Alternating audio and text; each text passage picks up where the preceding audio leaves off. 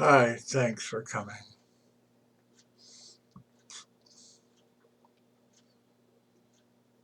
You may be closer to self realization than you think.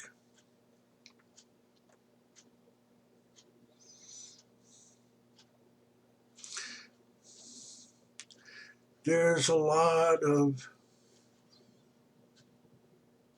misstatements and misunderstanding in the field of spiritual quest for self realization.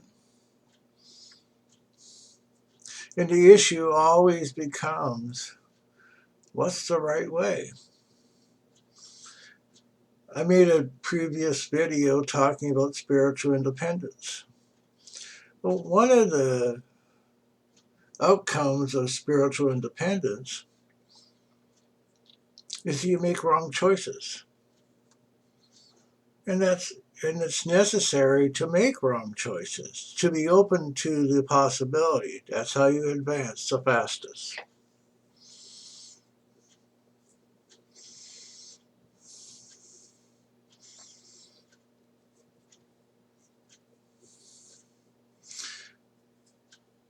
And we happen to be in a time period where people are beginning to wake up. This is the nature of the Satya Yuga. And science is one of the determinants of the future religion. Science has to be a necessary part. So, what does science say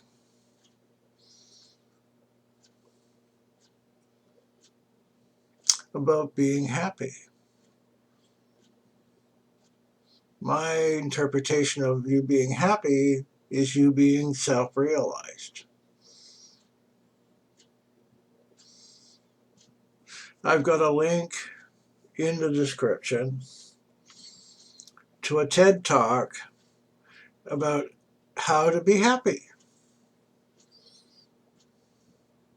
Two things stood out in this talk to me.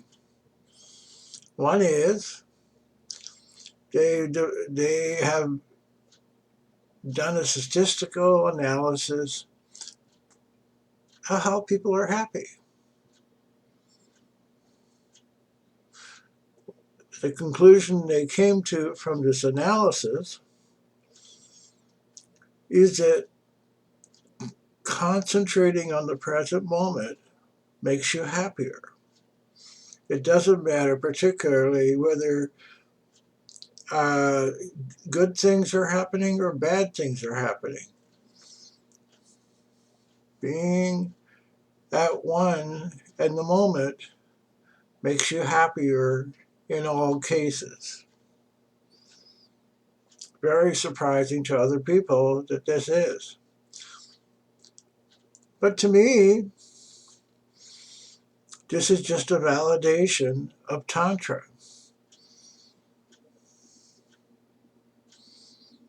Tantra says, make yourself happier the next instance.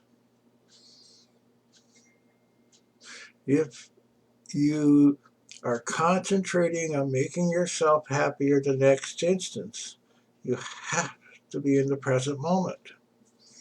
The second thing that they said in this video, well, we don't know how to be realized or have complete happiness. Tantra says, well, yes, we do know. This and yes, this can be experienced. Okay. So, well, this study doesn't claim to go to the highest state of happiness. It points in the right direction.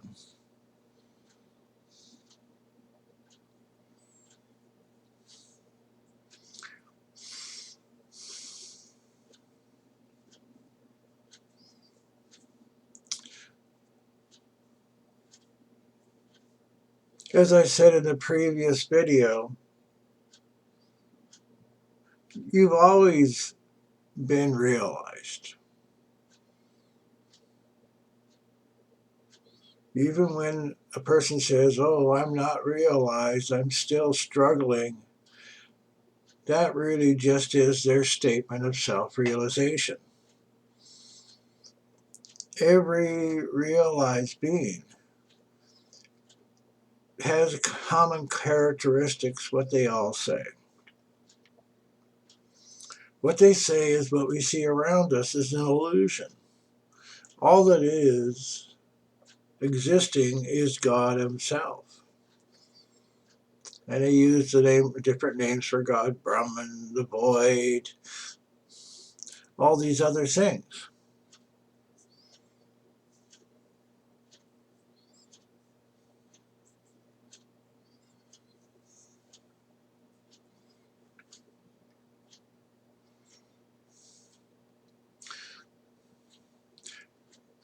One of the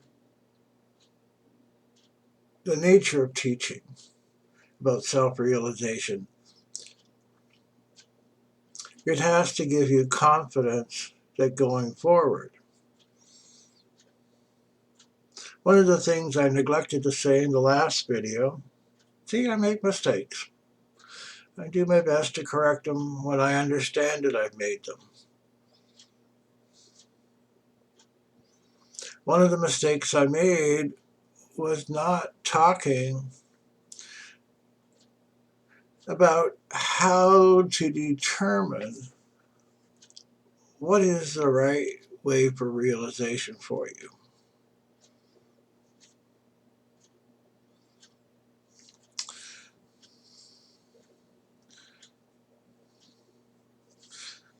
What all realized people say is, it's only necessary for you to purify the mind. As soon as you purify the mind, you will see that you are realized. You've always been realized.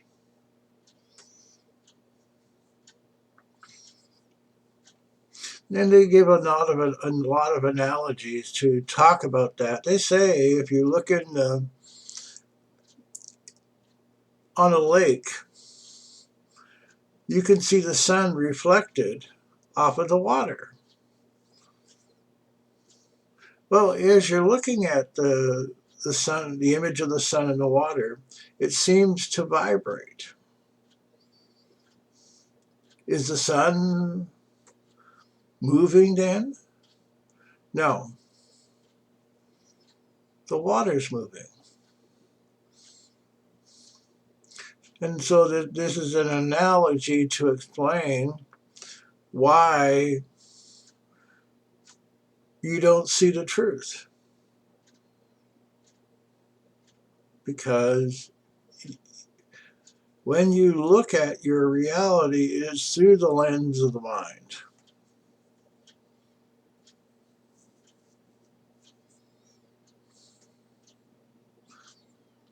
So there are practices, and there's lots of them. If you go back, I always refer back to Patanjali's Yoga Sutras. Patanjali is an agnostic as to a religion. He talks about, picking a particular god, he says, or just think of a good person and what they do and try to emulate that. It's to purify the mind.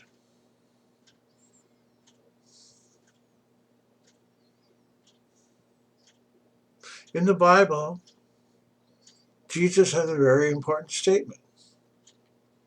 He says, "Be still and know that I am God." That's a purification process, to make the mind still. That's another definition for samadhi.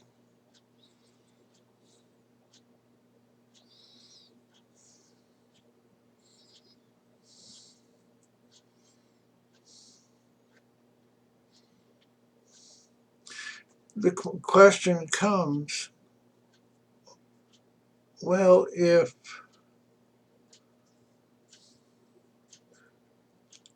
making the mind still is a necessary component to knowing that you realize, how come God didn't make us with that mind in the very beginning?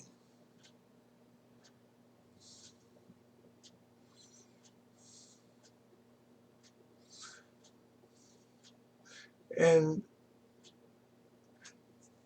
this is one of the unanswerable questions. Because God did and still does make people that are realized even before they're born.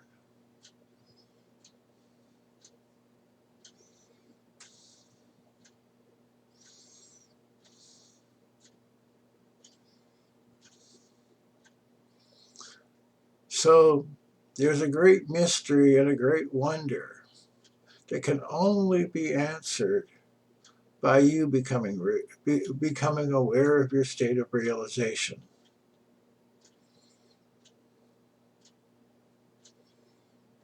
I almost said becoming realized, but it's the awareness that you are already realized.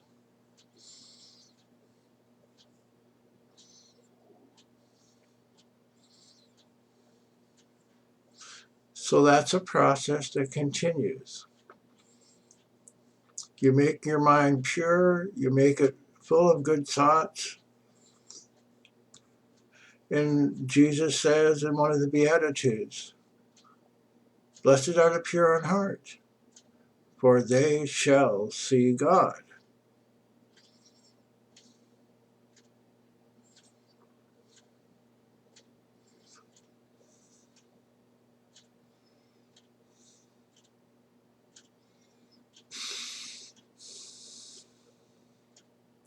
So to come back and summarize,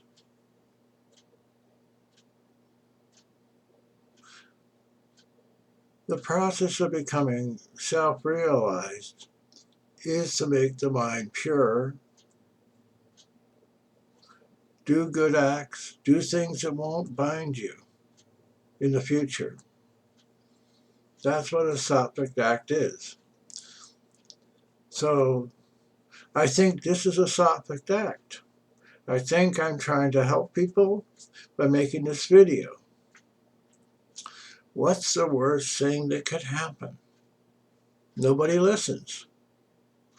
Does that mean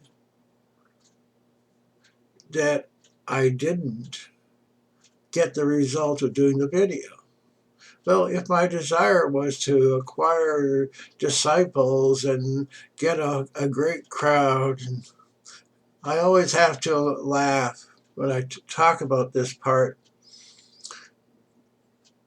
When my guru, Swami Satchidananda, heard about Shivananda and how great he was, he went to see him. He thought, well, maybe this is my guru. And so he goes up to Rishikesh and he goes to the Divine Life Society and he goes into the hall. And here's this overweight Swami giving orders and telling people to go here and people to go there. And he ignores Satchidananda for a few minutes. And finally, he turns to him. I don't know the exact words. I just remember the sense of it. As Satchidananda talked about it.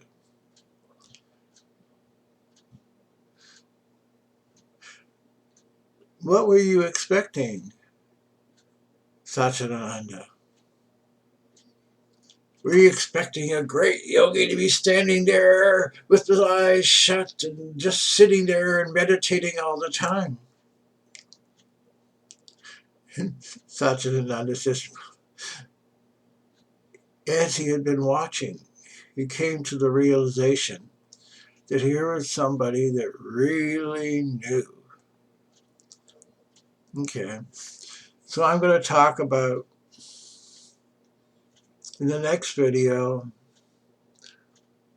about somebody, some people that know.